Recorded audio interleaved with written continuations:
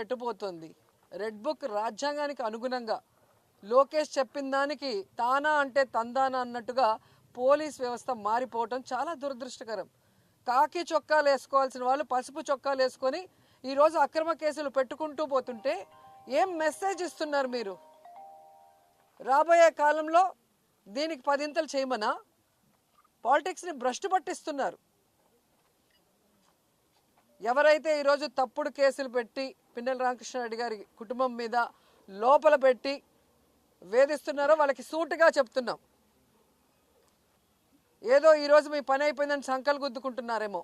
ఇంతవరకు మా నాయకుడు జగన్మోహన్ రెడ్డి గారు చెప్పినట్టుగా ఎవరి జోలికి మేము వెళ్ళలేదు. ఏ పార్టీ అయినా ఏ కులమైనా పేదవాడు అర్హుడైతే అన్ని సంక్షేమ పథకాలు ఇచ్చాం, అభివృద్ధి చేశాం, ఎవరి మీద ఒక తప్పుడు కేసు పెట్టకుండా ముందుకు వెళ్ళాం.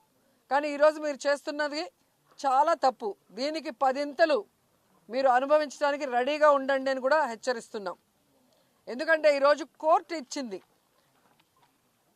పిన్నెల రామకృష్ణారెడ్డి గారికి స్పెషల్గా బెడ్డు, భోజనము, ఆయనకి ఇవ్వాల్సినవి ఏమున్నాయో కోర్టు చెప్పిన తర్వాత కూడా లోపల కూడా అవి ఇవ్వకుండా, టిఫిన్ పెట్టకుండా, భోజనం పెట్టకుండా మానసికంగా కూడా ఆ మనిషిని వేధించడం ఎంతవరకు కరెక్టు? చెయ్యని తప్పుకి కేసు పెట్టి లోపల పెట్టారు. లోపల పెట్టిన తర్వాత ఈరోజు కోర్టు ఇచ్చిన ఆర్డర్ని బేఖాతరు చేస్తూ భోజనం కూడా పెట్టడం లేదంటే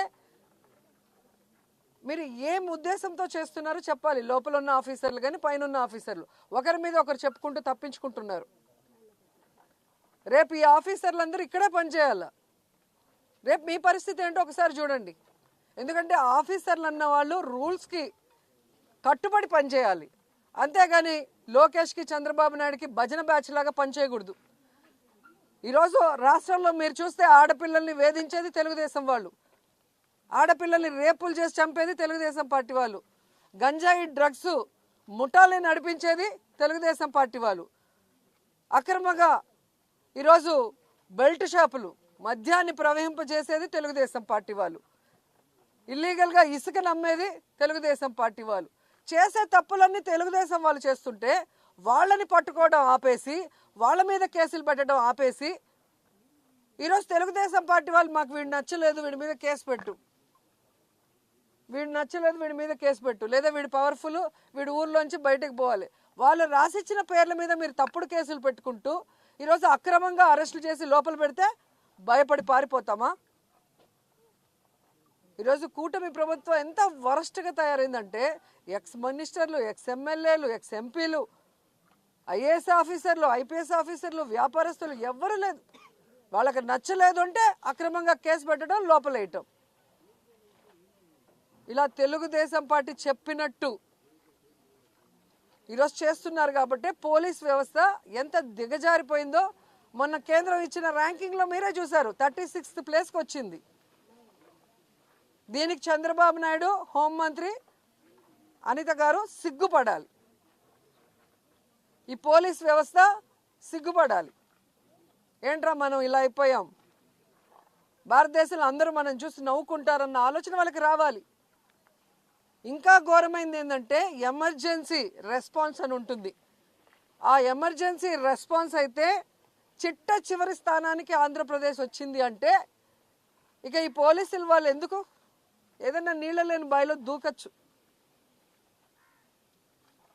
రాష్ట్ర పరువుని సర్వనాశనం చేశారు. రాష్ట్ర ప్రజలతో ఓట్లు వేయించుకున్నామని చెప్పి తీయగా అబద్ధాలు చెప్పి వాళ్ళకి వెల్ఫేర్ చేయకుండా వాళ్ళని మోసం చేసేసారు. తీరా ఏం చేశారే అంటే సంపద సృష్టిస్తామంటూ అప్పులు సృష్టిస్తున్నారు. ఈరోజు మంగళవారం నాకు తెలిసి ఈరోజు మళ్ళీ 6,000 కోట్లు అప్పు చేస్తున్నారు. సో ఈ రోజుతో కలిపి 3 లక్షల కోట్ల పైగా అప్పులు చేసావు. ఏమిచ్చావు? జనాలకు చెప్పిన వెల్ఫేర్ ఏమైనా చేస్తున్నావా? జగన్మోహన్ గారు ఇచ్చింది ప్రతిదీ ఇస్తూ ఎక్స్ట్రాగా చేస్తాను సూపర్ 6 అన్నావు. జగన్ గారు ఇచ్చింది మొత్తం తీసేసావు. నువ్వు ఇచ్చిన సూపర్ 6లో ఏం చేసావు? మరి ఈ డబ్బులంతా ఎక్కడికి పోతున్నాయి? ఇన్ని లక్షల కోట్లు అప్పు చేస్తున్నావు. ప్రజలకి వెన్నుపోటు పడటం ఈయనకి వెన్నతో పెట్టిన విద్య. మాకైతే ఇంకా బాధాకరం. రాయలసీమ లిఫ్ట్ ఇరిగేషన్ని మొన్న చూసాం మనం. రేవంత్ రెడ్డి గారు అసెంబ్లీలో మాట్లాడేది చూస్తే చంద్రబాబు కంటే ఎవరైనా రాయలసీమ ద్రోహి ఉన్నారా? నువ్వు పుట్టిన